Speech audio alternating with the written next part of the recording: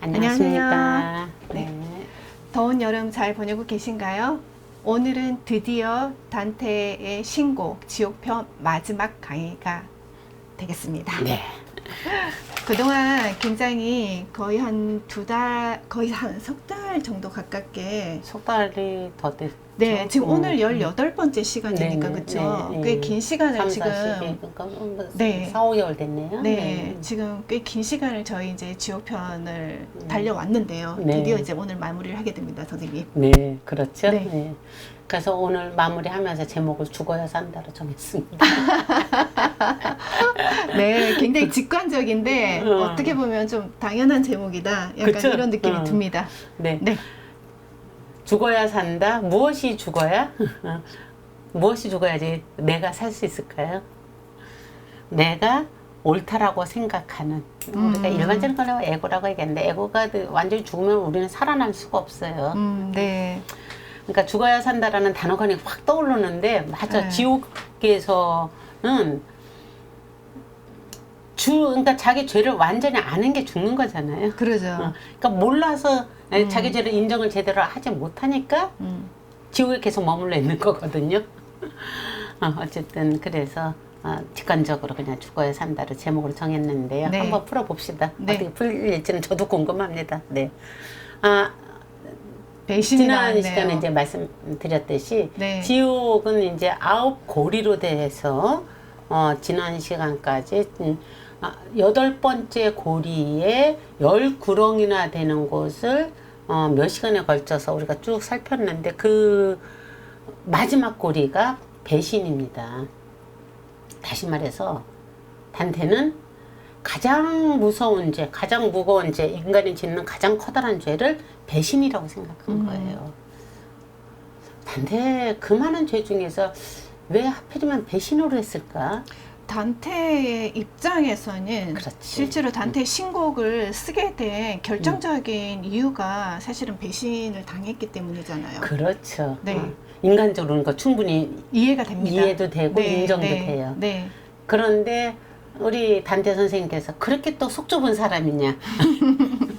그것만은 있겠느냐? 네. 그러니까 그걸 바탕으로 해서 배신이라는 것이 어떤 것인지를 아마 쭉 풀어내지 않았을까라는 생각이 들어서요. 이 책이 개인의 사소한 복수는 아닐 거니까요. 그렇죠. 그런 생각이었다면 단테가 신곡을 쓰지도 않았었겠죠.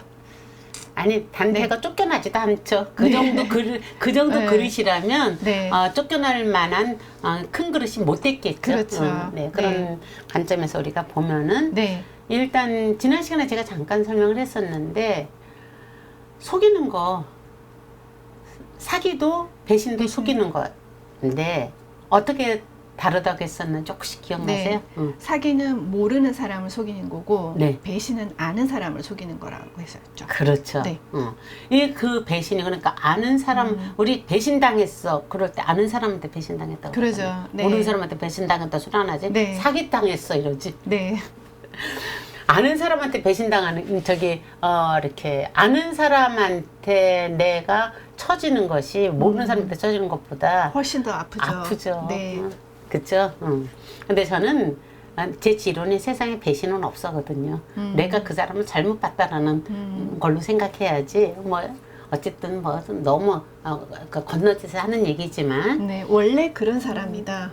그쵸. 그거를 내가 내 시각으로 오해를 했었던 거다. 내가 믿었던 거다. 나의 기대에 못 미친 것을 상대가 못 미쳐준 것을 배신이라고 했었던 거다.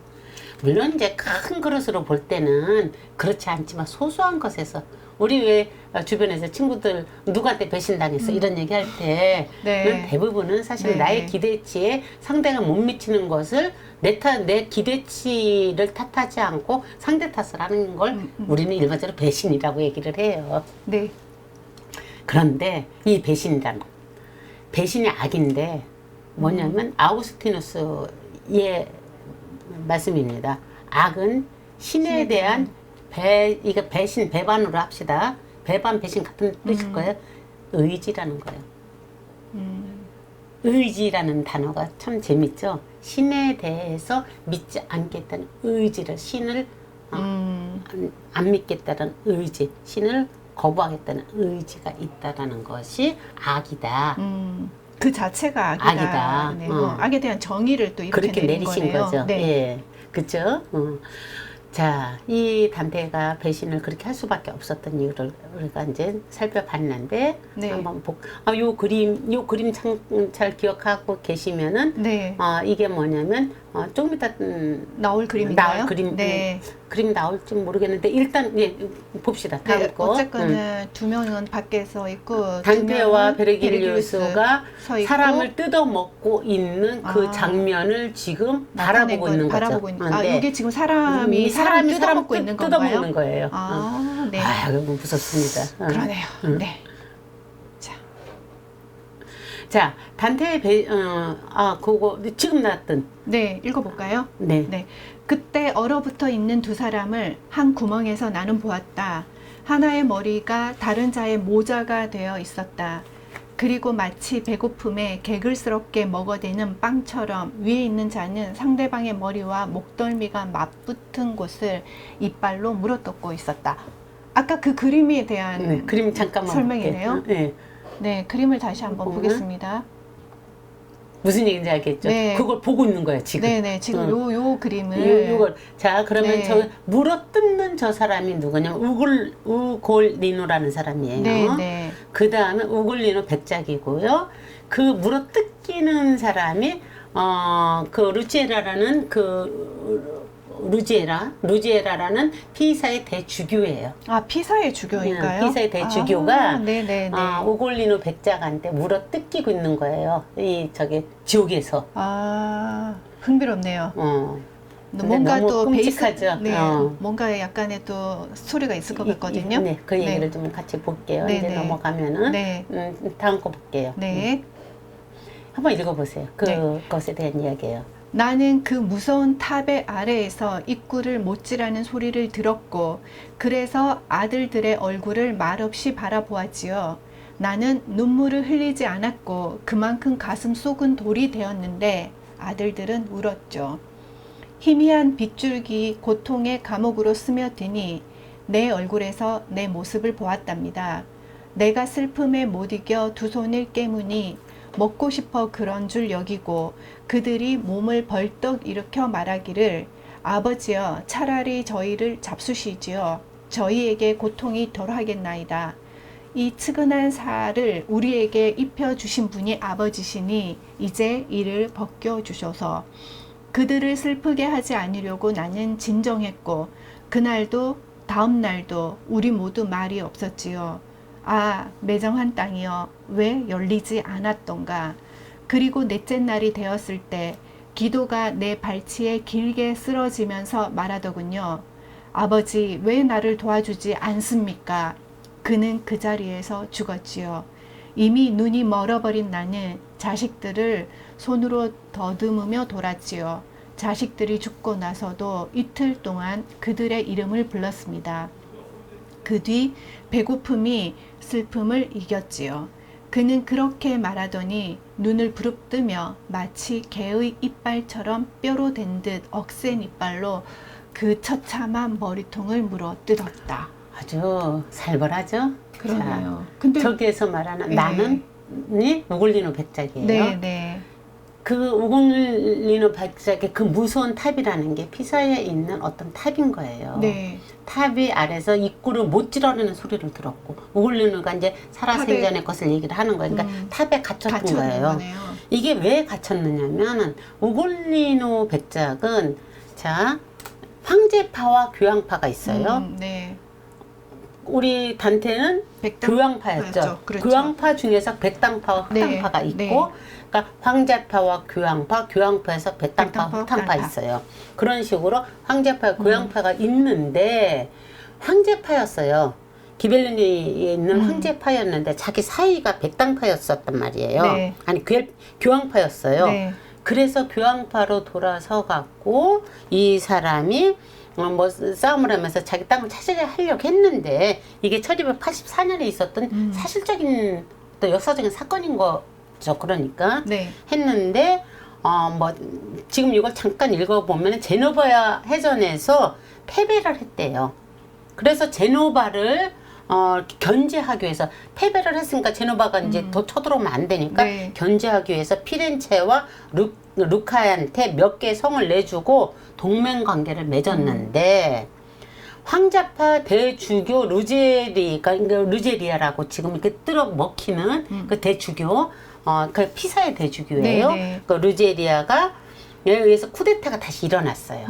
쿠데타가 일어나면서 백자 우글리누는 당파와 조국을 배신했다는 죄명으로, 그러니까 쿠데타가 일어나서 우글리누를 가둬버린 거죠. 감옥에다가 가뒀군요. 가둬버린 거죠. 네. 그런데 누구를 가뒀어? 우글리누만 가둔 것이 아니라 당파와, 그러니까 기벨리니파에서 겔피파에서 이렇게 바뀌었으니까 그 당파와 조국을 배신했다는 죄명을 뒤집어 씌운 거죠. 단테한테 죄명을 뒤집어 씌웠듯이 뒤명을 뒤집어 씌워갖고 자식들과 함께 감옥에 가뒀어. 그 감옥에 가뒀는데 그 감옥에 못질을 한 거야. 못 나오게끔. 그래갖고 자물쇠를 갖다가 강에다가 던져버렸다는 거예요. 그러니까 굶주려서 죽으라는 거죠. 그러니까 자식 4명과 이 우글리누를 아사로서 죽인 거예요. 죄명은 당파와 조국을 배신했다는 걸로. 그래서 여기 너무 아들들이 끔찍한 거죠. 아버지요, 차라리 저희를 잡수고 이렇게. 그래서 이제 이걸 가지고 단테가 그러면은 이것을 과연 이 사건만 보여줬을까?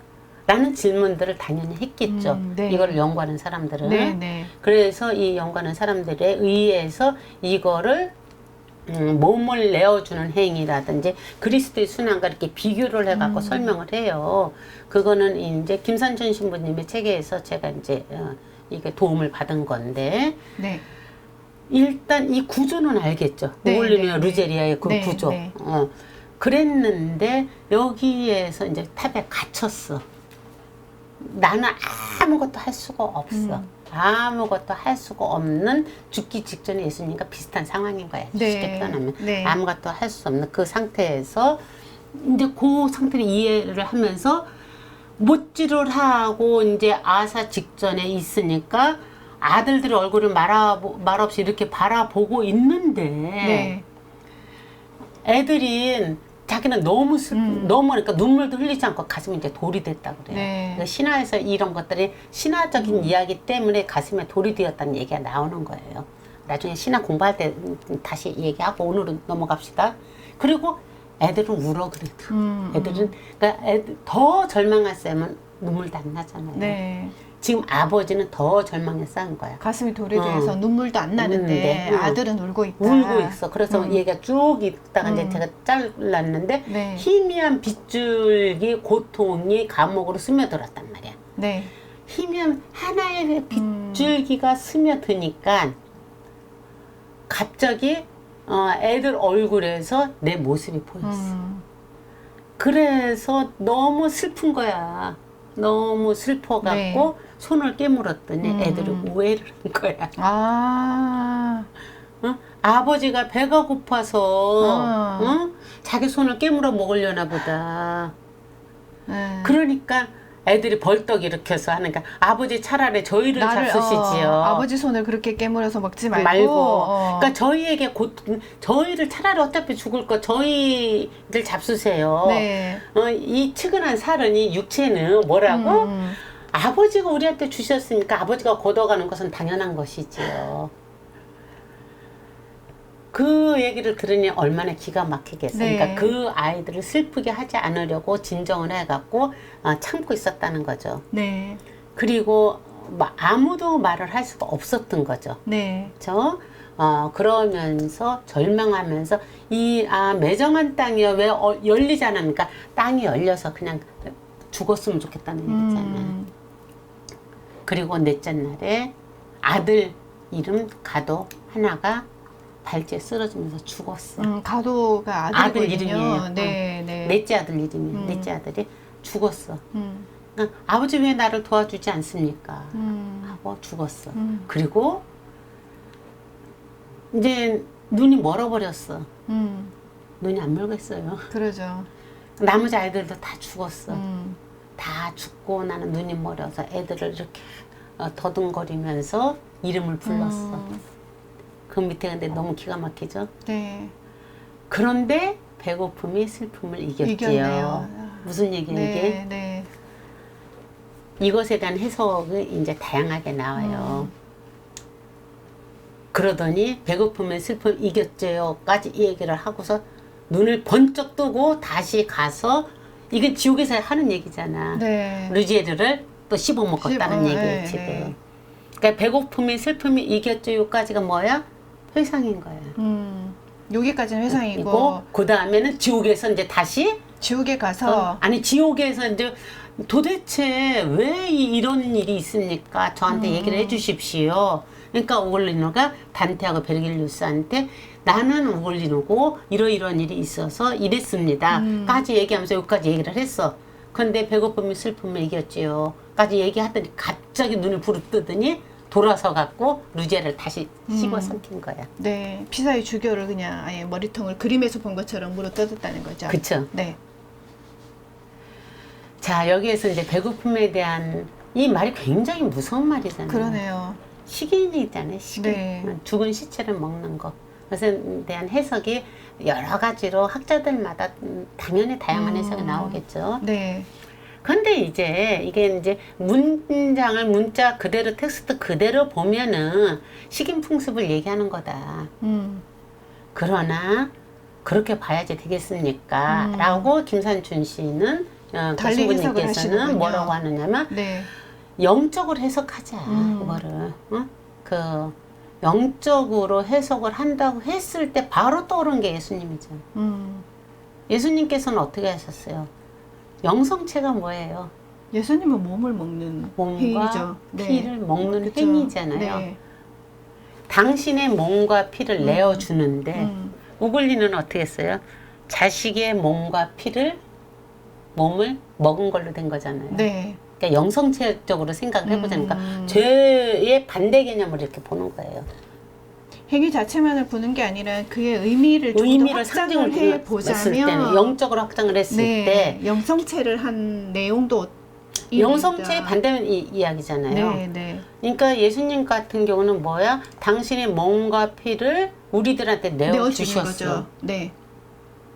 우리의 죄가 당신의 죄가 아니라 인류의 죄를 대신하여 당신의 몸과 피를 내어 주셨다가 예수님에 대한 우리가 종교적인 전통적인 해석이잖아요. 네, 네.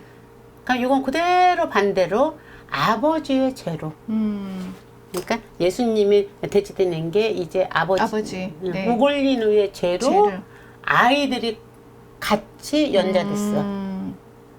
그런데 아이들이 죽었어. 네. 그런데 이거를 말하자면은 먹었을 수도 있어. 네. 슬픔과 고통 속에서. 그러니까 이거 완전 정반대로 네, 해석을 하면서 이 해석을 통해서 우글리노를 그 감옥에 저기 지옥의 밑바닥에 집어넣음으로써 어쩌면 단테는 예수님의 그 우리를 위해서 내어주신 당신 몸에 대해서 다시 생각하게끔 하는 신앙 고백이 아니겠느냐라는 의미의 이야기를 하시는 건데 네, 네. 인정이 됐어요. 저는 맞다. 네, 네. 예수님과 연결시켜서 네. 그러니까 그렇게 연결시켜서 보니까 결국에 보면은 저희를 잡수시지요라고 누가 얘기를 했어? 자식들이. 죄 그렇죠. 없는 자식들이 이 얘기를 했어. 그치? 이 측은한 살은 우리에게 입혀주신 분은 아버지이시니 우리 이 몸은 우리 하느님으로부터 받았으니 이런 식으로 해석도 할 수가 있는 거고. 네, 그러네요. 그쵸? 네. 그렇게 했을 때 우글리는 죄가 너무 명확해지는 거죠. 나를 내어주는 것이 아닌 것. 지옥에 갇힐 수밖에 없는 거죠. 슬픔은 슬픔이고 죄는 죄다. 그래서 여기서는 죄는 여기서 말하는 죄는 뭐야? 결국에 가서는 우글리노의 루지에르의 그 배신에 대한 이야기지만 그 뒷면 이면의 것을 우리가 본다고 했을 때는 나를 내어주지 않는 것. 네. 그렇죠? 네. 생명은 생명을 먹고 자라나는 엄격한 그 원리예요. 이거는 생명은 생명을 먹고 자란다. 먹이 사슬도 그 얘기를 하는 거잖아요. 먹이 사슬이 생명은 생명을 먹고 자란다는 얘기예요. 네. 그렇죠? 그게 먹이 사슬이에요. 네. 그거를 사랑으로 해석을 하면 뭐예요? 사랑은 밥이다라고 우리 김수환 주기관님 말씀하셨죠? 네. 사랑으로 해석하면 그게 영적으로 승화시키는 거예요. 그래서 나오는 게 뭐예요? 희생제예요. 뭔가 생명체를 우리가 먹을 때 존중을 하면서 먹는 거예요. 이게 모든 신화에 다 나와요. 자, 먹어야지 되는 거야. 먹되 그것을 어떻게 한다? 그 생명을 존중하면서 먹음으로써, 너를 먹음으로써 내가 너의 자손들을 먹이는 거야. 이게 먹이사슬이 있고 돌아가는 거잖아. 그러니까 신화 이런 게 굉장히 많이 나오는데, 네. 우리가 돼지머리 올려놓고 절하는 것도 사실 이런 흔적하고 연결되는 거예요. 그쵸? 네. 돼지머리를 올려놓고 절하는 건 생명 존중 사상과 연결돼서 나오는 흔적의 그 어떤 관습으로 남아있는 거거든요. 네. 근데 잘 생각해보면 우리 내가 갖고 농산물들은 버리기 아깝잖아. 그러니까 예전에는 네. 내가 키우던 개, 그러니까 기절을 하겠다 사람들이 이거 들으면 내가 키우던 닭, 그걸 내가 잡아서 내가 먹었어요. 먹었죠. 그러니까 네. 씨암탉 잡아서 네. 그 사위에 사위 준다라는 대접하고. 얘기가 네. 가장 존중하는 마음인 거거든요. 그것을 우리가 점점 잃어버리고 있는 건데, 어쨌든 여기서 말하는 것은 나는 그 배신, 여기에서의 주제는 배신에서 네. 그 조국을 배신한 그 저기를 대신해서 이 얘기를 한 거고, 네. 실질적으로는 그 뒷면의 것을 같이 생각해 보자라는 맥락에서 제가 오글리는 것을 좀 갖고 와 봤습니다. 네. 그 다음에 이제 루치페르, 루치아. 네. 루치페르라는 것은 실제로 루치페르도 여기서 먹어요. 네. 아, 그림이 정말 그림 한번 일단 네. 크게 보여줘 크게 봅시다. 굉장히 적나라하게 직접적으로 이렇게 되어 있네요. 아. 자, 얼굴이 세 개죠. 네. 일단 그림을 우선 설명을 해드릴게요. 네. 얼굴이 세 개인데 한쪽은 가운데는 빨간색 얼굴, 네. 여기 이쪽은 빨간색이고. 파란색 얼굴, 네. 이쪽은 오른쪽은 네, 파란색 네. 얼굴, 왼쪽은 노란색 얼굴. 아, 노란색이군요. 네. 그 얼굴 세 개니까 눈은 6개. 네. 그렇겠죠? 네. 입은 3개. 입 네. 3개에 지금 누가 먹히고 있느냐면 유다. 그 다음 유다 누가 예수님을 예, 대신한 네. 유다. 그 다음에 한쪽에는 브루투스. 브루투스 노마저 하는 네. 그 브루투스와 네. 한 팀이었던 카시우스. 카이사르를 배신한 카시우스와 브루투스를 지금 네. 먹는 거예요. 그 누가? 루치페르, 루치아가. 루치. 네. 자, 그러면 이게 뭐냐면 이제 키워보세요. 아니, 읽어보세요. 이제 그놈의 이거. 네. 아, 그놈의 머리에서 세 개의 얼굴을 보았을 때 나는 얼마나 놀랐던가. 앞에 얼굴 하나는 짙은 빨간색이었고 다른 2개의 얼굴은 그것과 맞붙어 각 어깨의 한가운데 솟아 있어서 머리카락 부분은 서로 합쳐져 있었다. 오른쪽 얼굴은 하얀과 노랑 사이의 색깔로 보였고 왼쪽 얼굴은 나일강이 흐르는 고장의 사람들을 보는 듯 했다. 각 얼굴에는 그렇게 큰 새에게나 어울릴 거대한 2 날개가 솟아 있었는데 그렇게 큰 바다의 돛을 본 적이 없었다. 그 날개를 퍼덕이면 거기에서 세 줄기의 바람이 일어났고 그리하여 코키토스는 온통 얼어붙었다.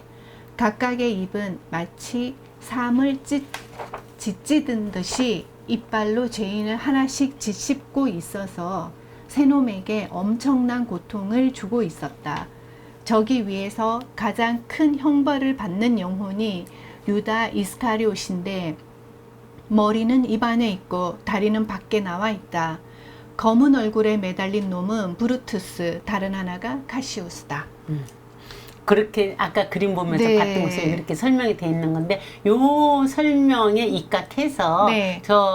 루치페르를 그린 거죠. 루치페르는 이탈리아어고 루치아는 영어가 영어식 루치인가요? 이름. 네. 그다음에 루키페르 뭐 여러 이름이 있는데 저 루치페르가 누구냐면은 그러니까 그 중세 시대의 그 구조죠. 이렇게 우주의 구조에서 신이 있고 하느님이 있고 네. 천사들이 있고 네. 천사들 밑에 이제 이렇게 우리 인간들이 있고 그런데 바로 그 천사들 중에서 가장 하느님 오른편에서 있는 샛별이었던 거예요. 가장 총애받는 천사. 응? 네. 였던 거예요. 네, 네. 그런데 바로 루치페르라는 것이 결국 루치아 금성, 우리의 샛별이라는 같은 말이에요. 이게. 네, 네, 네. 그러니까 빛의 천사인 거예요. 빛의 천사. 가장 잘난 하느님한테 가장 총애받았던 천사이다 보니 내가 하느님이 되고 싶었겠지. 욕심이 났겠네요.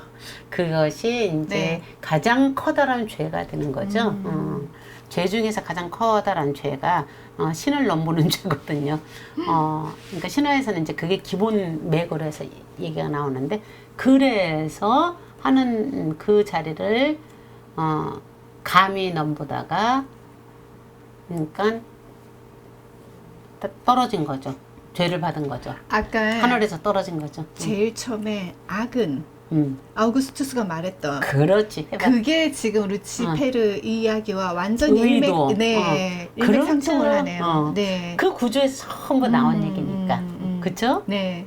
자, 그래서 위에서부터 하늘로부터 쫙 떨어졌어. 네. 그러면서 이 커다란 그 괴물이 된 거지. 천사가 갑자기 뚝 떨어지면서 그 구멍이 생겼어. 수렁이 생겼어. 그게 뭐가 됐다가 지옥이 됐다고. 그 얘가 떨어진 공간에 지옥의 구조가 만들어졌다. 그대로 이렇게 떨어지면서 이게 구멍이 뚫리면서 뚫리고 층계가 딱 생기는 떨어져서 딱 섰어. 거네요. 서서 있는 그곳은 얼음강이야. 네. 통곡의 강인데 얼음으로 돼 있어. 왜 얼음으로 돼 있다고? 저 루치페르의 저 악의 바람, 저 네. 날개에서 바람이 일어나갖고 네. 다 얼어버린 거야. 돌이 됐다 완전 얼음이 되는 거예요. 네네네. 여기 요 날개. 이 날개들에서 이렇게 바람이 분단 말이야. 이렇게 바람이 부니까 네네. 그것을 전체를 다 얼리는 얼려버리네요. 거야.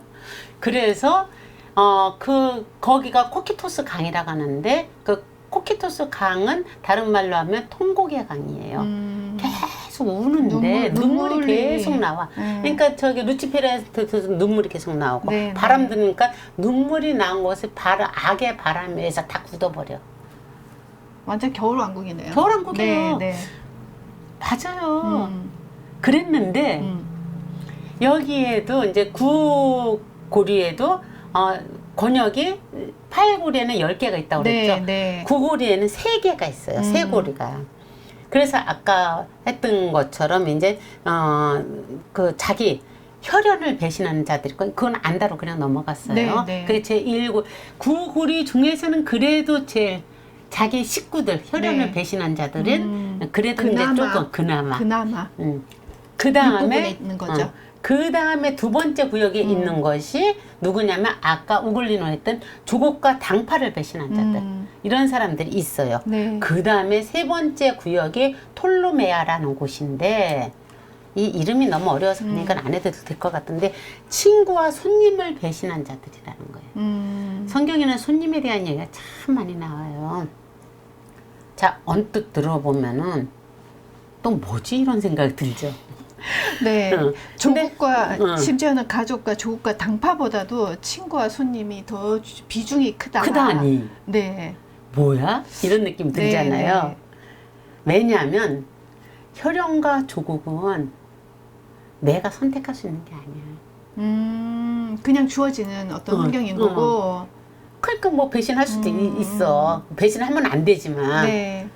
그래서 배신하는데 친구와 손님은 내가 선택한 거야. 내가 그쵸, 그쵸. 선택한 걸 내가 배신하는 거야. 아. 자, 사기 우리 다시 봅시다. 네네. 사기에서 사기는 내가 모르는 사람을 모르는 대상들을 속이는 거.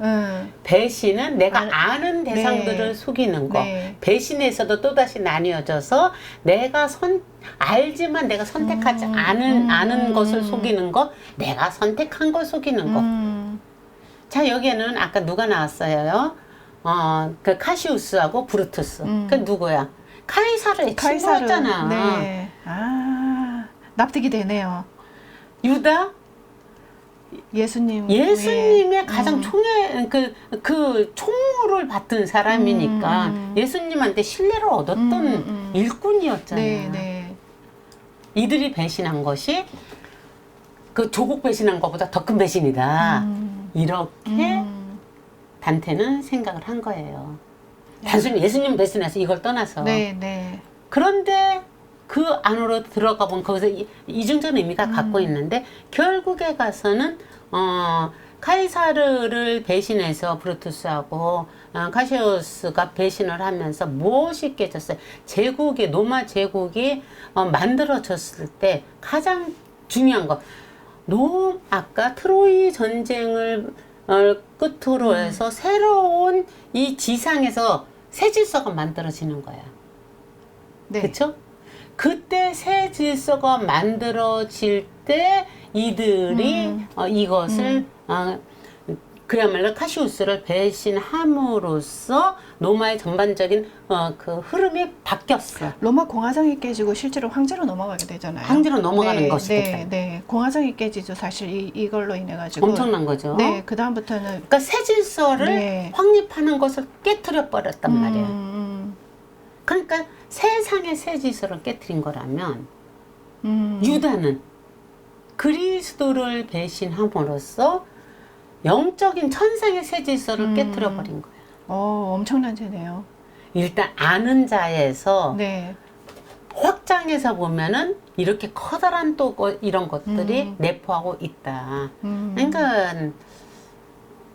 나는 단테가 이런 데서 분명히 숨기고 썼겠죠. 단순히 이 새 인물을 그냥 가져올 리가 없거든요. 없죠. 네. 그런데 도대체 단테가 이들을 왜 여기다 넣었을까라고 수많은 전문가들이 엄청 또 자신의 지식을 활용해서 해석을 해내려고 했겠죠. 그게 의미를 발견하는 네, 거라는 네, 거예요. 네. 이마미치가 단테를 정말 존경한 것이 의미를 부여하면 그 사람의 몫인데 그렇죠. 의미를 발견을 하면 누구 몫이야? 단테의 몫인 거야. 단테가 하고자 하는 의미를 우리는 이렇게 연구를 하면서 이렇게 발견을 하는 거다. 나는 그것에 한 표 던져요. 어쨌든 의미를 발견했을 때 네. 이런 식의 중의적인 의미를 갖고 있다. 네. 라고 본다면은 이게 엄청난 구조로 만들어진 그러네요. 거잖아요. 네. 그러니까 다 그렇게 할 수밖에 없는 거야. 사람들이 그래 호락호락 단테니까 무조건 봐줄 그럴 리는 없어. 700년 동안. 들어가면 들어갈수록 그것이 너무나 철저하게 계산돼서 짜여졌다라는 걸 알게 되니까 놀라운 거지. 네. 그러니까 저 빨간에서 파랑에서 저거 그 하양으로 간 것은 빨강은 바로 성령의 사랑에 반대되는 증오를 표현한 거래. 성령의 사랑이 얼굴을 키워봅시다. 네. 성령의 사랑에 반대되는 증오에서 루치페르가 유다를 씹어먹고 있어. 그렇죠. 다른 양쪽은 발이 먼저 들어갔지만 유다는 머리부터 지금 씹히고 있거든요. 그렇죠. 네. 이 그림 의미가 이제 보이죠. 노란색은 그러니까 그쪽은 왼쪽인가요? 네. 왼쪽은 성부의 권능에 반대하는 거야. 하느님의 권능에 반대되는 무능을 표현을 하는 거래. 그리고 이쪽 검정색으로 되어 있는 그러니까 파란색 짙은 부분. 파란색 네. 부분은 성자 그러니까 예수님 그리스도의 지혜와 반대되는 무지를 표현한 거래요. 그럼 여기는 무능, 무지. 그 다음에 증오. 종합 선물 세트네요. 그러니까 90 맨 마지막에 들어올 만합니다. 무능, 네. 무지, 네. 증오. 네. 우리가 지금 앞 시간부터 지금 계속 다뤄왔던 내용들이잖아요. 그렇죠. 이거를 네. 분리해서 뭐라 그래요? 무능, 탐진치. 치. 네. 치에 해당되는 거고 무지. 그 다음에 또 하나 뭐야? 무능, 무지, 증, 탐, 증. 네. 그렇죠? 네. 똑같은 얘기잖아요. 야. 너무 재밌죠? 네. 우리가, 모르고 볼 때는 그냥 넘어가게 되는데 이걸 보게 되니까 이런 색깔까지도 전부 계산을 해서 절대로 넣고. 그냥 하는 것은 단 아니다. 아무것도 없다라는 거. 우리가 어느 만큼 그걸 발견할 수 있느냐가 중요한. 그러니까 50년을 연구를 하지. 나는 그 생각이 절로나. 그래서 이게 아는 만큼 보이는 보인다는 게 얘기가. 진짜 단테의 신곡은 아는 만큼 보이고 또 시간이 지나가면 갈수록 매번 읽을 때마다 새로운 게 발견이 되죠. 새로운 게 내가 발견이 몇 번씩 그러니까 층위적으로도 발견되어질 수밖에 없는 게 단테의 내가 신곡이겠네요. 지식을, 그러니까 신화적인 성경적인 지식을 많이 알면 알수록 새로운 게 읽혀지고, 여기서 공부를 함으로써 신화와 성경 같은 책들이 더 풍부하게 읽혀지고. 이 저는 그런 단테의 것 신곡을 같아요. 조금 이해를 하고 난 다음에 다시 그리스 로마 신화를 읽는다든지 이랬을 그러면 때 아마 완전히 달라거려. 또 새로운 또 느낌으로 보게 되겠네요. 그래서 이렇게 서로 네. 이렇게 유기적으로, 맞물려 갖고 유기적으로 네, 맞물려 굉장히 갖고 움직이네요. 우리로 하여금 새로운 걸 자꾸 의미를 발견하게끔 해서 내 삶에서 나를 볼 수 있게끔 해주는 거죠. 네. 자, 루치페르에 대해서 이렇게, 그러니까 지옥의 구조가 이렇게 형성됐다는 거 알겠죠? 네. 다음 거 볼게요. 이거를 한번 읽어봐 주실래요? 네, 조금 크게 키워서 제가 읽어보겠습니다. 음. 내가 그랬듯이 영혼이 배신하게 되면 곧바로 그 육체는 악마에게 빼앗겨 버리지요. 그 후로 주어진 시간이 모두 흐르는 동안 악마는 그것을 자기 것으로 삼지요. 영혼은 이곳 웅덩이로 떨어지지만 내 뒤 얼음 속에서 겨울을 나는 영혼들의 육신은 아마 저 위에서 볼 수 있을 거요. 이 얘기가 무슨 얘기냐면, 배신자들이 죽으면은, 영혼이 죽으면, 배신자들이 영혼이 죽으면, 이게 톨로메라는 것이 아까 걔네들이 떠진 삼구렁이에요. 네. 9곡의 삼구렁, 네. 가장 밑바닥으로 네. 영혼이 먼저 떨어진다고. 아, 네. 네. 영혼이 지옥을 먼저 맛보는데 몸은 어떻다고? 아직 그대로 지상에 남아 있는 남아있다고. 거죠. 지상에 남아있는 그 몸 안으로 무엇이 들어간다고? 악마가 들어간다고. 그래서 육화된 악마가 생긴다는 거야. 네.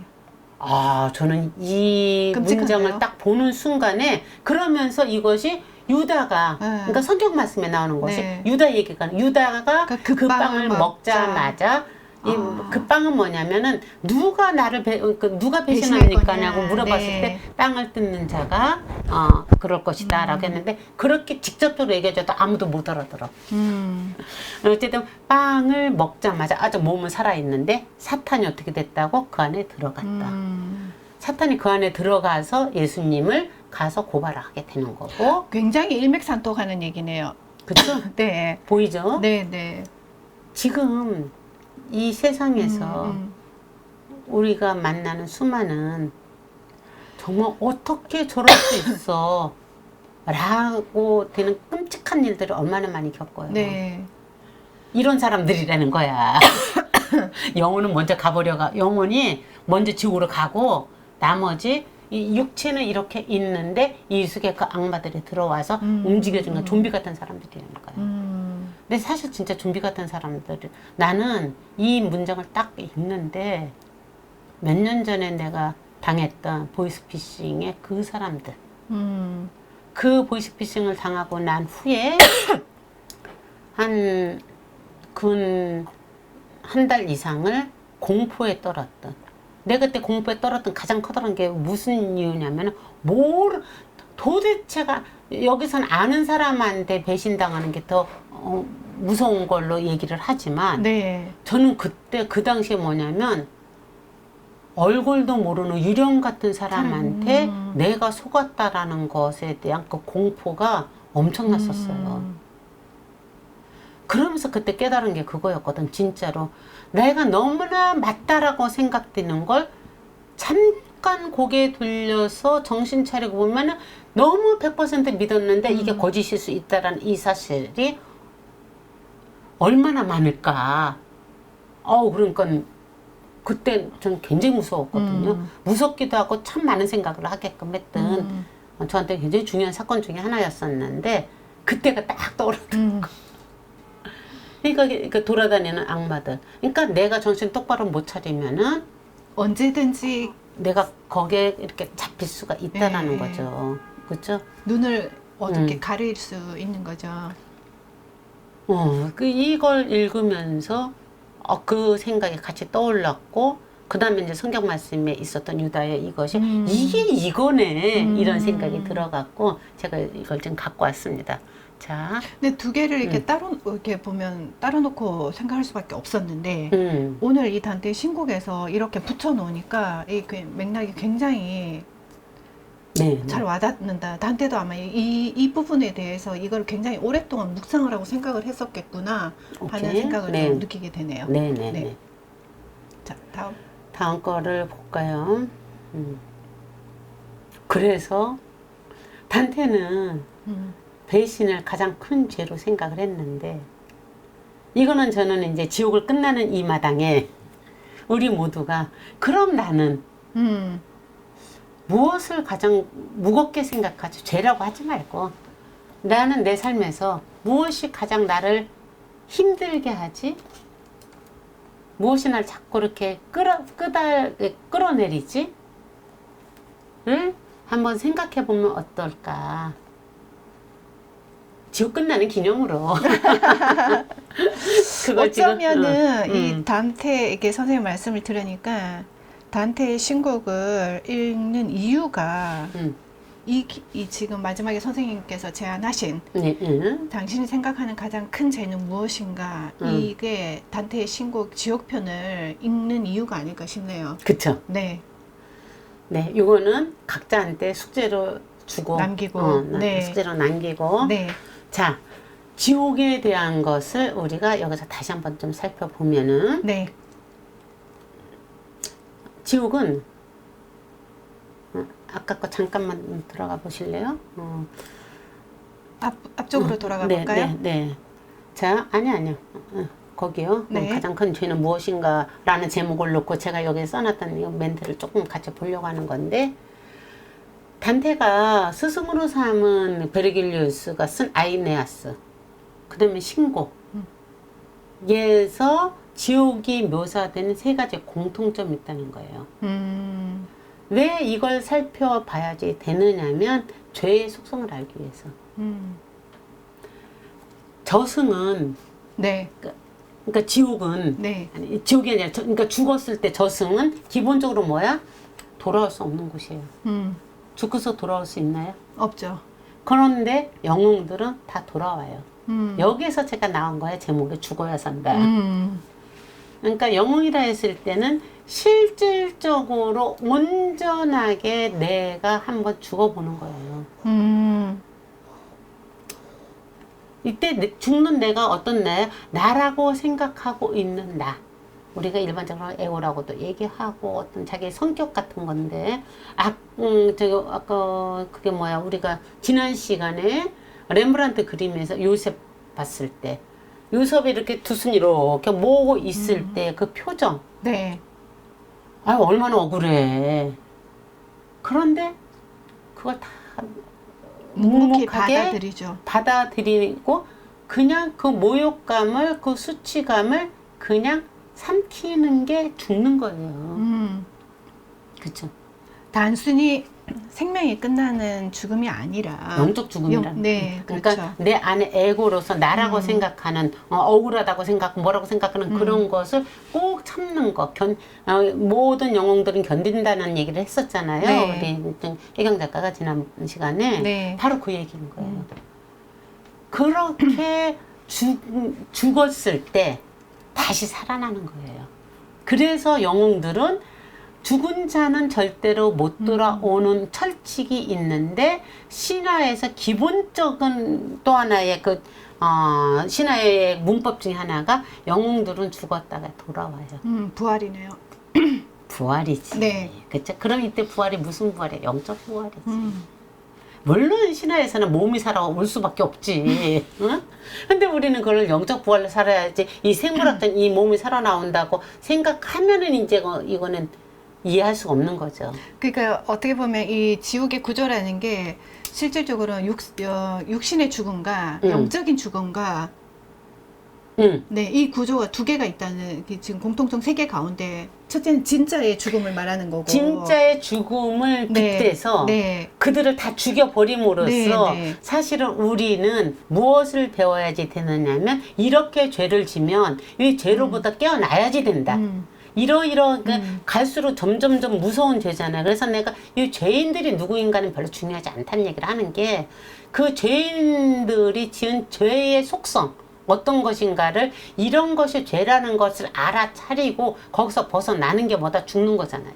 그러니까 어떻게 보면 1차원적으로 이걸 보게 되면은 이 사람이 누구이고 무슨 죄를 지었나에 집중을 하게 되는데 그렇지. 실제로는 그게 아니라 이거를 읽으면서 느껴야 되는 거는 그거는 정말 기본적으로 단순한 거 1차원적인 거고 2차원적으로는 이 죄가 가지고 있는 속성이 무엇인가 그렇지. 그거를 실질적으로 그러니까 더 내밀하게 들여봐야만 보면서 단테의 신곡을 제대로 이해할 수 있는 거다는 거네요. 그렇지. 그 네. 보면서 내 안에는 그것이 어떻게 연결이 돼 있고 저 친구의 저것은 어떤 것과 저렇게 연결이 돼 있는데 그걸 못 봐서 저렇게 서러워하고 있구나. 저렇게 아파하고 있구나를 보면서 알아차릴 수 있게끔 도와주는 것. 이게 네. 이제 친구가 되는 거죠. 네. 그러려면 볼 수 있는 힘이 있어야지. 그래 볼 수 있는 힘이 있으면 그 죄를 알아차리면 네. 죄를 알아차리면은 우리는 벗어날 수가 있는 거예요. 근데 그때 벗어날 때 스스로 혼자 못 벗어난다는 거야. 자, 여기 단테는 신곡에서 누구를 안내자로 벗어나서 베르길리우스를 네. 그리고 천국에 가서는 베아트리체 꼭 나를 도와주는 헬퍼가 있어야 있어요. 한다. 그리고 아이네아스에서는 헤카테가 그 도와준대요. 그 저기를 아이네아스를 내가 아이네아스는 안 읽어서 모르겠는데 이렇게 우리는 삶 속에서 나의 헬퍼가 있다. 네. 헬퍼가 우리는 뭐라고 해서 그때 멘토, 지도자, 선생님. 지도자, 선생님 하면 왠지 위에 있는 것 같고 헬퍼 하면 조금 더 이렇게 품어주는 것 같은 느낌 들잖아요. 네, 네. 같은 언어인데. 네. 그래서 저는 이제 지금은 헬퍼라는 단어를 쓴 거예요, 여기에서. 그러니까 그렇게 이끌어주는 사람이 있어서 손잡고 가는 거다. 그 다음에 이제 세 번째가 그 지옥의 구조 중에서 가장 또 하나가 뭐냐면 무거운 죄일수록 저 밑으로 간다. 자, 무거운 죄일수록 본인들이 인지를 잘 못한다. 그쵸? 네. 알아도 어떤다? 그거를 죄라고 인정하지 않는다. 인정하지 않는다. 인지를 네, 못하는 게 네. 아니라 죄인 줄 뻔히 알면서도 인정을 하지 않는다. 그때 또 한번 다루었던 게 알면서 짓는 죄. 네. 그게 이제 가장 네. 무거운 죄인 거예요. 죄의 종류가 살인이 뭐 속이는 것보다 더 큰 죄 이런 개념이 아니라. 단테의 신곡에서 보여주는 신곡과 아이네아스의 에서 공통적으로 지옥의 특성이 세 가지가 공통적으로 같이 있다는 거예요. 네. 그럼 지혜의 속성을 우리가 대충 알았잖아요. 네. 그러면 단테가 지옥 편에서 무엇을 얘기하는가? 지옥은 하느님께서 정의를 구현하기 위해서 만드셨다고 그랬잖아. 죄를 알아차리게끔 해서 지옥을 만든 거다. 구원의 어떠한 그걸 뭐라고 그래야지 돼? 구원을 할 수 있는 그 자리를 마련해 준 거라고 그럴까? 이런 거라고 우리가 볼 수가 있겠죠. 자, 그래서 이제 다음 걸 보면은 이제 본격적으로 구조를 한번 새롭게 다시 한번 그동안에 반복해서 봤던 구조를 네. 좀 그림을 크게 보여주시는 게 좀 나을 것 같아요. 네. 동태복수법 같이 읽어보고 한번. 네네. 네. 눈은 눈으로, 이는 이로, 손은 손으로, 발은 발로, 화상은 화상으로, 상처는 상처로, 멍은 멍으로 갚아야 한다. 출애굽기 21장 24에서 25절. 남을 판단하는 대로 너희도 하느님의 심판을 받을 것이고 남을 저울질하는 대로 너희도 저울질을 당할 것이다. 마태복음 7장 2절에 일부러 말씀입니다. 제가 성경에서 말씀을 뽑아 갖고 왔어요. 네. 동태복수법에 대한 이야기가. 그런데 네. 이것이 어느 정도 그게 뭐야? 저기가 되면 예수님께서는 이거를 이제 없죠. 네. 눈은 눈으로 이는 이로가 아니라 네. 어떻게 했어요? 판단하지 마라. 아. 동태복수법이 아니라 네. 네가 아까 예수님하고 우글리누하고 이렇게 비교했을 때처럼 그냥 내어줘라. 따지지 말고. 그러면서 계명은 그 많은 계명을 다 줄여서 네 이웃을 네 몸처럼 사랑하고 네 몸처럼 사랑하고 이웃을 사랑하고 하느님을 사랑하라. 하느님만 섬겨라 이거잖아. 그러니까 네가 나다라는 걸로 생각해갖고 시시비비를 가리지 말고. 가리지 않는 건 아니. 가리기는 가려야지 되는데 그걸 품을 수 있는 힘을 키워야지 된다. 그거 네 힘으로는 택도 없어. 그러니까 우리가 기도 안에서 우리가 같이 움직여줘야지 돼라는 게 이제 기본 틀이잖아요. 네. 이 동태복수법이 우리가 8장 할 때 나왔었던 네, 거예요. 네. 자, 뭐냐? 눈은 눈으로 이렇게 이런 것처럼 실제로 죄하고 거의 상응하는 죄값을 치rum으로써 그 죄를 알게끔 하는 거야. 네. 자, 볼까요? 눈은 눈으로 말고 그림을 볼게요. 그림을 이거는 이제 더 안 보여드릴까요? 해도 될 것 같죠? 네. 예, 이제 이 그림을 좀 그러면 조금 더 크게 해서 보겠습니다. 네. 지옥의 구조 우리가 이거 몇 번 봤지만 이걸 다시 한번 보는 겁니다. 자, 이제는 조금 위에서부터 그렇게 크게 봅시다. 네. 자, 어두운 숲에서 단테가 헤매고 있을 때 어쨌든 베르굴리우스의 도움을 받아서 지옥 안으로 들어갑니다. 여기 지옥의 문이 있죠. 여기 네. 지옥의 문, 여기를 통해서 이렇게 들어가서 어두침침한 구멍을 통해서 이렇게 들어가 보니까 선과 악에 무관심한 사람들이, 나태에 빠져 있는 사람들이 이렇게 있어요. 이들이 태만한 자들이. 네. 이들은 뭐를 하느냐면은 지옥에서도 안 받아들여줘. 하늘에서도 안 받아들여줘.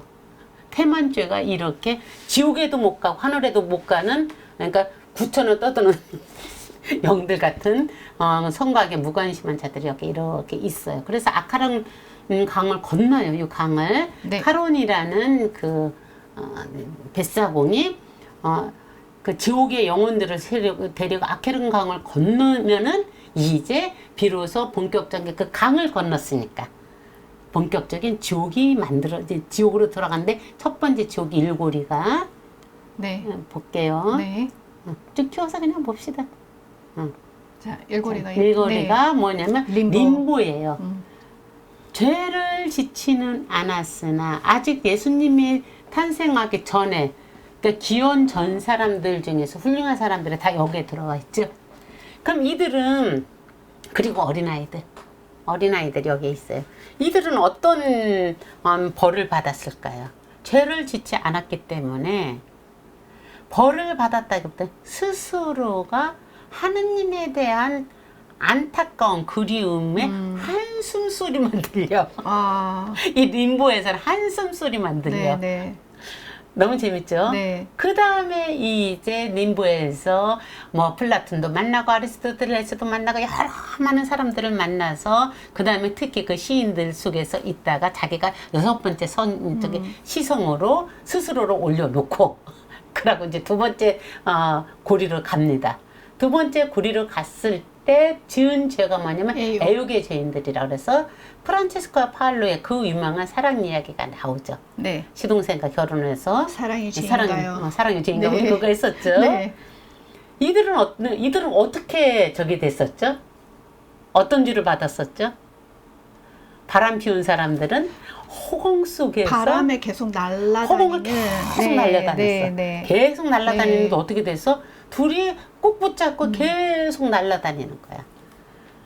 그러니까 거기에는 이런 애욕으로 인해서 죄를 지은 뭐 클레오파트로부터 다양한 사람들이 쭉 나눠져. 거기서 누구랑 얘기하냐면 프란치스코하고 얘기를 해요. 파울로는 단 한마디도 하지 않죠. 그러다가 거기서 너무 가련하고 그래서 단테가 실신을 합니다. 실신을 했다가 이제 이고리로 넘어가는데 삼고리로. 네. 그러니까 삼고리로 넘어갔더니 여기서는 탐욕을 부린 사람들이 식탐 막 개걸스럽게 먹는 사람들이 있는 거예요. 그 식탐을 부린 사람들은 흙탕물 속에서 굴러다녀요. 자, 먹는데 흙탕물 속에서 굴러다닌다. 동태복수법으로 연결이 좀 되십니까? 네. 이해가 되면 되는 네, 겁니다. 네, 이제 이걸 쭉 보면 그래서 그런 줄을 줬구나라는 게 느껴지는 거예요. 그 다음에 이제 사고리로 가면은 낭비하거나 인색한 자들. 들이 모여서 네. 바위를 굴리기도 하고 막 끌어안기도 하고 지네끼리 막 굴르다가 너는 도대체 왜 이렇게 낭비를 해? 너는 왜 이렇게 인색해? 그러면서 지네끼리 막 싸워. 네. 예, 바위 굴리면서. 네. 그게 죄야. 네. 지네끼리 싸우면서. 자, 그 사고리까지가 뭐냐면 실제로 죄는 죄지만 그렇게 이제 우리가 생각할 했던 때는 걸로는 그 경범죄에 해당된다고 그럴까? 네. 상부지옥에 있는 거예요. 그나마 네. 상부지옥에 있는 거예요. 오고리까지 가서. 네. 그 다음에 이 그림을 보면은 그림 표현들이 다양하게 사고리까지가 상부지옥인 거죠. 네, 사고리까지가. 네, 사고리까지가. 그러면 네. 스틱스 강을 건너는 이 스틱스 강 안에 진흙구석에 있는 게 오고리들이에요. 네. 오고리에 있는 지인들인데 오고리에 있는 지인들은 분노의 지인들이에요. 분노의 죄인의 분노의 반대말이 뭐라고 그랬어요? 우울이라고 그랬죠. 네. 분노의 죄인과 우울의 죄인들이 분노가 일어나서 진흙이 스틱스 강은 진흙강이거든요. 그 강을 이제 이렇게 디스성을 향해서 이렇게 가요. 뭐 베르길리우스도 약간 긴장하고 그 오고리 그 스틱스 강을 건너는데 부글부글 막 끓는 거는 저 밑바닥에서 분노가 표출되지 않고 저 밑바닥에서 올라오는 그러니까 우울의 죄인들에 올라오는 그 분노의 죄인들의 진흙에서 막 이렇게 뒹굴면서 막 끌어잡아 네. 이들 못 가게 진흙 속에서 진흙 속에서 분노에 의해서 그런데 분노가 안으로 표출되는 사람들이 우울한 사람들인데 그들은 이제 이게 부글부글 끓는 게 돼. 비로소 이제 뭐가 돼? 디스 성을 건넜어. 네. 이 그림을 보면은 여기 붉은 균으로 막 이렇게 돼 있죠. 네. 디스 성을 건넌 게 아니라 스틱스 강을 강을 건너서 건너서. 디스 성벽이 있는 그 도시로 가게 됐어. 네. 우리 회기도에 대한 얘기도 하고 좀 많이 네, 했었죠. 바로 그 디스 성벽에 가서 처음 만나는 자들이 누구라고? 이단자들. 이교도들. 이교도들. 네. 이교도들인데 이들은 어디에 있느냐면 이교도는 그러니까 관 속에서 불타는 관 속에서 불에 타버려. 불에 타 회개해야 돼. 회개하는 거잖아. 태운다는 거. 정화시키는 것하고 연결이 되죠. 네. 이렇게 불에 타는 거예요. 그 다음에 칠고리. 이제 여기까지만 해도 그 하나씩 있는데 7고리, 8고리, 9고리로 가면 그때부터는 7고리 안에도 3개로 나뉘어져. 네. 몇 개 층위가 여기 보면 칠고리에도 세 개가 세 있죠. 칸이 있고 팔고리는 진짜 엄청나게 10개. 쫙쫙쫙 있고. 그러니까 9고리도 3개인 네, 거예요. 네, 그러네요. 그러니까 7고리는 폭력을 휘두르는 자들이 그 속에 있는 거예요. 근데 폭력을 휘두르는 자 중에서도 우리가 아까 9고리에서도 이렇게 또 나누었듯이 폭력 중에서도 타인에게 폭력을 휘두르는 사람들, 그 다음에 자신에게 폭력을 휘두르는 사람들, 그 다음에 신성에 폭력을 휘두르는 사람들. 그런데 타인에게 폭력을 휘두른 사람들이 폭력 휘두른 사람 중에서는 그나마 조금 덜 죄인인 거야. 네. 잘 생각하면 이것도 또 이상해. 자신에게 폭력을 휘두른 사람들이 더 큰 죄인이야. 타인에게 휘두른 것보다. 네. 자신에게 폭력을 휘두렀다는 것은 뭐냐면 자살자들이에요. 그러죠. 자살자들이 타인한테 폭력을 휘두른 것보다 더 큰 죄라는 거예요. 네. 죄라는 거예요. 왜? 자연법을 어겼기 때문에. 어쨌든 타인에게 폭력을 휘두른 자들은 끓는 피가 있는 그 강물에서 삶아져. 피가 막 끓는데 그 강물에서 삶아지고 있어. 타인에게. 죄의 차원도 지금 다릅니다. 너무 기가 막히죠? 네, 그러네요. 그 다음에 자살을 한 사람들은 나무가 돼. 그러니까 비쩍 마른 나무가 돼서 괴조한테 막 뜯겨먹어. 그 다음에 신성의 폭력을 휘두른 자들은 불비를 맞아. 불비. 불비. 네. 여기 그러니까 이게 막 비, 불, 뭐 이런 것들이 나오죠. 네, 그러니까 네. 불이 많이 나오죠. 끓는 피, 뭐 네. 이런 것들. 네. 이게 정화가 정도가 이제 굉장히 심하게 되는 거예요. 그 다음에 이제 팔고리로 8고리는. 넘어가면 10개로 나뉘어지는데 네, 그렇죠. 아까 듣기만 팔고리는 뭐라고 사기, 기만. 네. 그러니까 지난 시간에 우리 혜경 작가가 그러면 기만과 사기의 차이가 뭘까요? 라고 질문을 해갖고 찾아봤을 때 그럴싸하게 싸기를 치는 게 그럴듯하게 사기 치는 거라고 얘기했죠. 기만. 네. 기만이라고 했던 바로 기만과 사기가 돼서 팔고리는 10개로 나뉘어져 갖고 뚜쟁이들, 아청꾼들, 그다음에 성주 성물을 매매하는 사람들, 점쟁이, 탐관오리, 위선자, 도둑. 그다음에 진짜 기만. 그럴 듯하게 속인 네. 사람들, 기만, 그다음에 불화를 일으킨 사람들, 화폐 위조범들, 이런 사람들이 여기에서 있어요. 거기에 맞춰서 거기에 맞는 죄들을 이제 받는데, 우리가 마지막에 봤던 그 화폐 위조범이었던 네, 아다모 네. 같은 경우는 악취를 풍겨요. 아. 악취를 풍기고 또 무엇을 하느냐면, 배가 퉁퉁퉁퉁 불었는데 갈증에 계속 시달리는데 그거를 물을 못 마셔. 화폐 위조범인. 그러니까 거짓에 이게 완전히 꽉 차 있는 사람들이죠. 그 다음에 오늘 본 구골이. 마지막 구골이. 구골이가 네. 이제 배신이었잖아요. 네. 배신이었는데, 네. 아까 혈연에 배신하는 거, 조국과 친구를 배신한 거. 친구를 배신한, 아니, 친구가 아니라 조국과 어떤 당파 같은 걸 배신한 조국과 거. 당파를 배신하고, 그다음에 세 번째가 친구와 친구나 손님, 그리고 신. 네, 연결해갖고 네. 배신하는 걸 해갖고 그들이 뜯겨먹는 것은 아까 우리가 봤어요. 자, 이렇게 동태복수법이라는 것으로 인해서 지옥에서는 그 죄의 성격에 버금가는 벌을 받았어요. 그런데 동태복수법은 실제로는 아까 우리가 마태복음하고 출애굽기에서 읽어냈지만, 실제로 동태복수법이 처음 나온 것이 기원전 18세기에 함무라비 법전. 네. 네. 바벨로니아 제국에서 네. 함무라비 법전에서 이는 이로, 눈은 눈으로가 나오는 거예요. 네. 그걸로 어떤 질서를 하나를 잡는 거죠. 지금도 법은 대부분이 그렇게 돼 있어요. 세상적인 법은. 죄를 진 것만큼 죗값을 받아라. 근데 여기에서 가장 포인트는, 죄를 진 것만큼 죗값을 받는데 죄와 사람을 분류할 수 있어야지 된다. 이걸로 굉장히 따지는 게 뭐예요? 사형 폐지와 연결되는 네, 거잖아요. 네. 그렇죠? 죄와 사람을 분류해서 죄를 졌으면 당연히 죄값은 받아야지 되지만, 이 사람은 이 안에 무엇이 있어? 하나님의 씨앗이 우리 안에 있다고 믿는 거잖아요. 그것이 완전히 빠져나간 게 아까 뭐가 된 거야? 좀비 같은 사람이 되는 거야. 응? 악마화되는 거죠. 악마가 되는 거고, 우리 안에는 죄를 졌다 해도 그래서 동태복수법을 이렇게 적용할 것이 아니라, 이 안에 있는 하느님의 그 신성의 그 기운을 살릴 수 있는, 사랑을 살릴 수 있는 걸 자꾸 찾아내야지 된다. 그러니까 이제 뭐 신성의 기운 뭐 이러면 조금 어렵게 들리지만, 실질적으로는 그 감옥에서 교정도. 그래. 그게 더 맞겠어요. 이게 조금 더 이해하기가 편하실 것 같아요. 네네. 지금 하나님의 신성이라면 잘했어요. 굉장히 너무 어렵게 다가오는데, 그러니까 약간 종교적으로 이제 그렇죠. 근데 교화시키는 거. 그렇죠. 교화시키는 교정하는 거. 거가 이 말하자면 거죠. 연결된다고 보면 조금 더 이해가 쉽지 않을까 싶네요. 그렇죠. 네. 자, 그러면은 죄와 죄인을 분류를 해서 우리가 구분할 수 있어야지 된다. 네.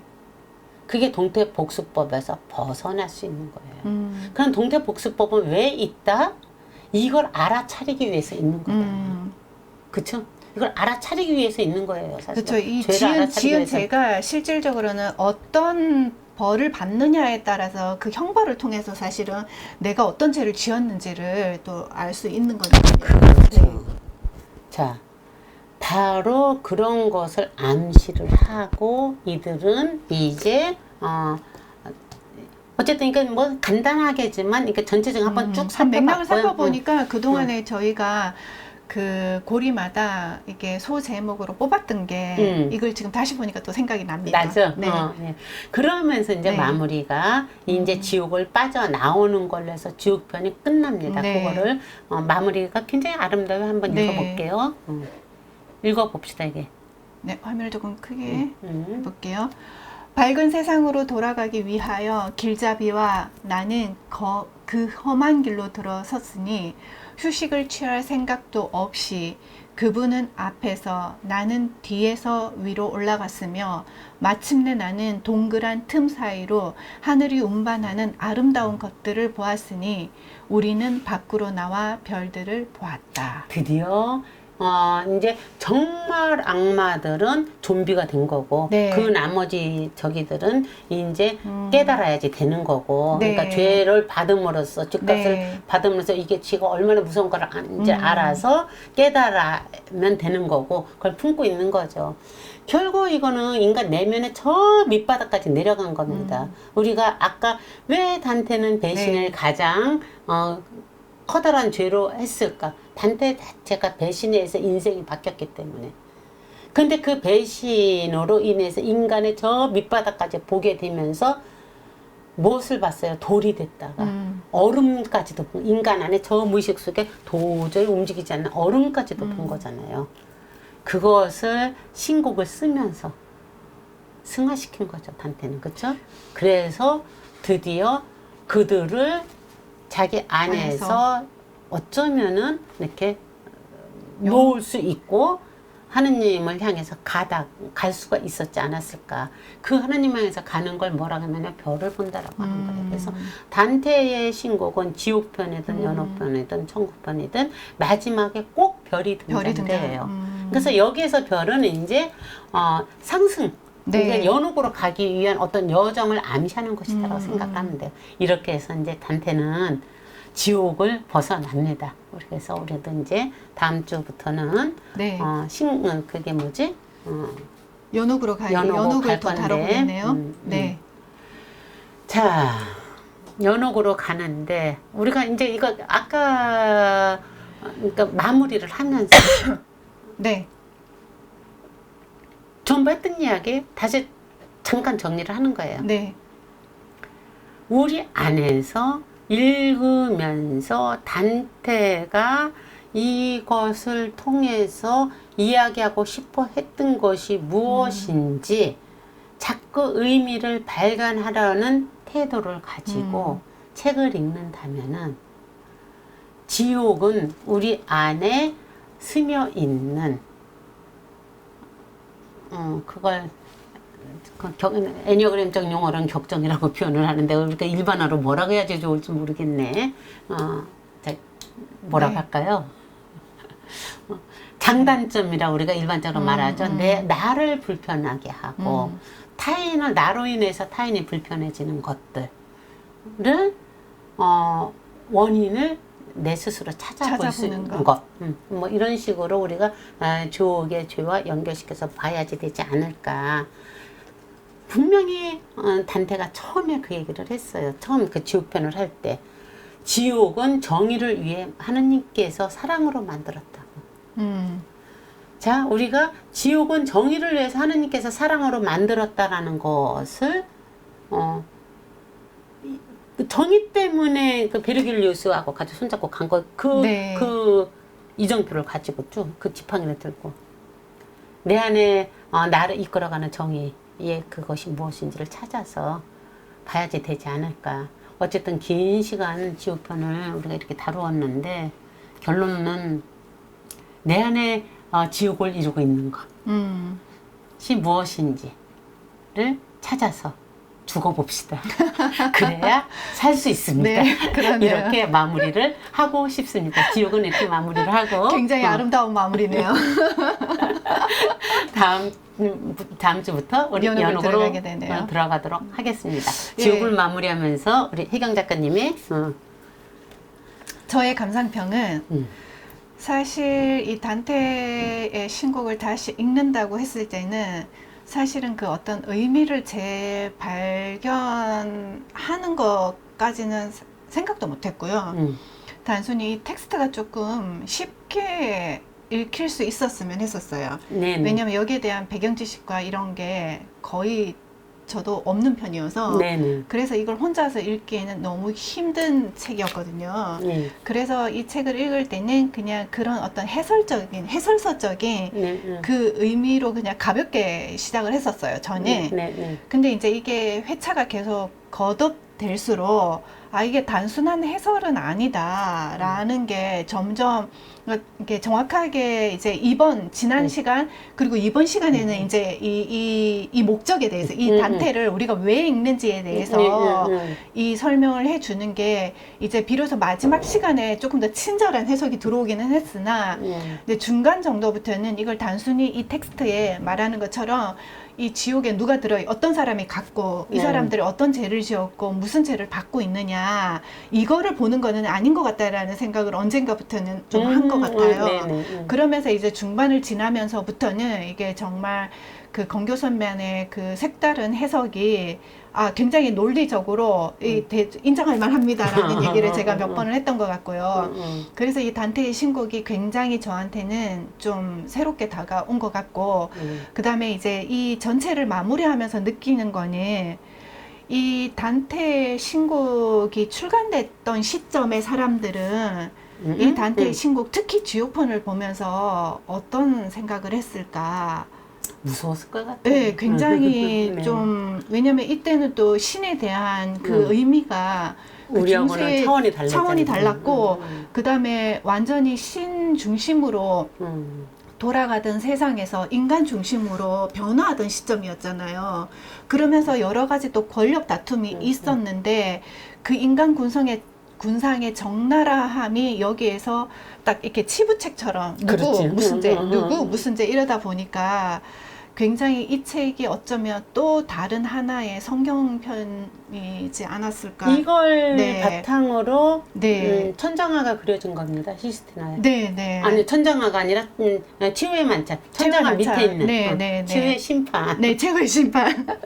네, 죄송합니다. 네. 치유의 심판이 이 단테의 신곡을 텍스트로 그려진 겁니다. 네, 그래서 이게 읽으면서도 저는 이제 그 중세에 이 책이 출판됐을 때에 받아들였을 사람들의 그런 것도 좀 생각이 들면서 이제 최종적으로는 21세기를 살아가고 있는 내가 혹은 우리가 이 단테의 신곡을 어떤 관점으로 바라보고 내 삶에 적응을 할 건가 이게 굉장히 이 책을 읽기 전에는 그러니까 건교 선생님과 함께 읽기 전에 전혀 생각도 못했던 지점에 와 있고 거의 4개월 동안을 이렇게 한 시간마다 되게 요약 정리하다시피 읽었는데 찬찬히 처음부터 끝까지 다시 한번 읽어봐야겠다라는 마음을 가졌습니다. 그리고 이제 이 지옥을 마무리하면서 다음 시간부터 펼쳐질 연옥이 그래서 또 상당히 기대가 되기도 하고요. 네, 지금보다는 훨씬 더 재밌을 겁니다. 재밌고 가볍게 읽을 수 있겠네요. 네, 신나는 얘기도 좀 나오고 그럴 겁니다. 네, 긴 4개월 남짓의 시간 동안 여러분들도 함께 해주셔서 감사드리고요. 그 다음에 또 긴 시간 강의를 준비해주신 건교 선생님께도 감사하다는 말씀을 전하고 네, 싶습니다. 저는 혜경 작가가 함께 함으로써 제가 혼자 할 때하고는 좀 다르게 아마 진행이 돼서 정말 참 다행이고 기쁘게 생각합니다. 나도 혜경 작가한테 감사합니다. 네. 이렇게 해서 시청해주신 마무리를 합시다. 분들께도 감사드리고요. 아직 여름의 한가운데 있는데 더위 조심하시고 건강한 여름 아시고요. 다음 시간부터는 좀 가벼운 마음으로 연옥편으로 만나 뵙겠습니다. 네, 고맙습니다. 감사합니다.